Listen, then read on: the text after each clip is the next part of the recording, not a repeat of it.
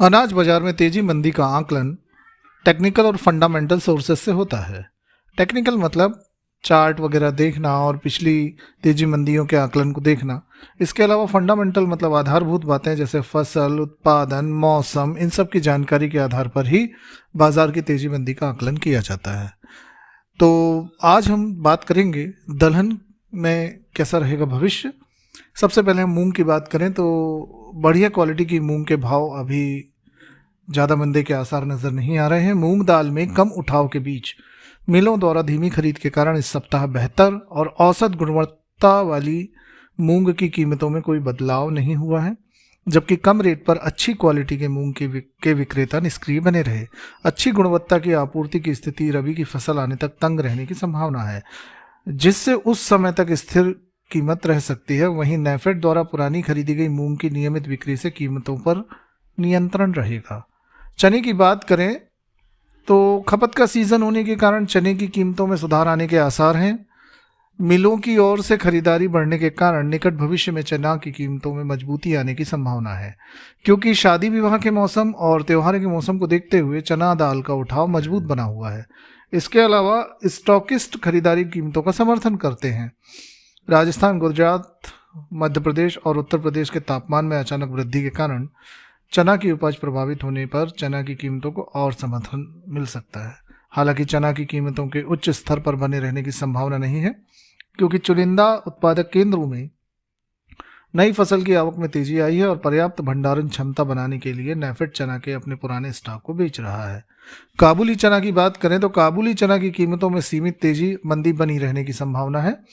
नियमित रूप से स्थानीय निर्यातक खरीद गतिविधि और खाड़ी देशों में निर्यात मांग के लिए कुछ कंटेनरों के कारण आने वाले सप्ताह में काबुली चने की कीमतों में 100-200 रुपये प्रति क्विंटल के रेंज बाउंड व्यापार की संभावना है।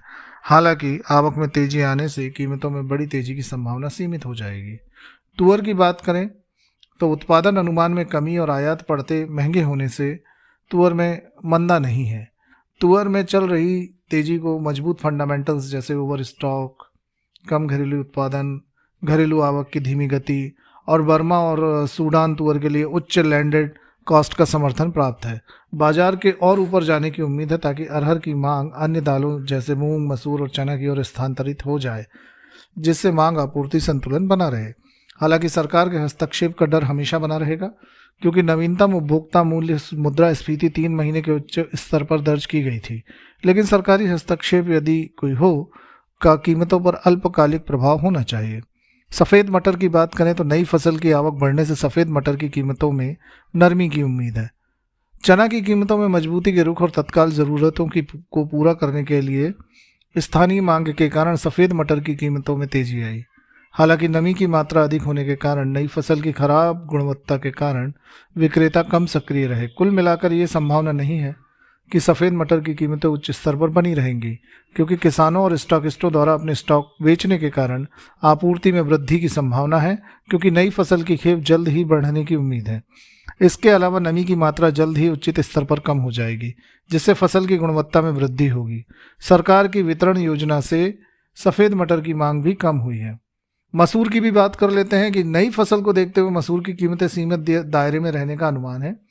मसूर की कीमतों में सीमित दायरे में रहने की संभावना है। हालांकि निचले स्तर पर कीमतों को ज़रूरत आधारित मिलों की खरीद, ऑस्ट्रेलियाई पोत में आपूर्ति में व्यवधान, अरहर दाल की ऊंची कीमतों और बांग्लादेश में मांग मई जून तक जारी रहने की उम्मीद है, जैसे कारकों से समर्थन मिलेगा। इसके अलावा कैनेडियन मसूर की फॉरवर्ड शिपमेंट के लिए उच्च लागत भी निचले स्तर पर मसूर की कीमतों का समर्थन करेगी।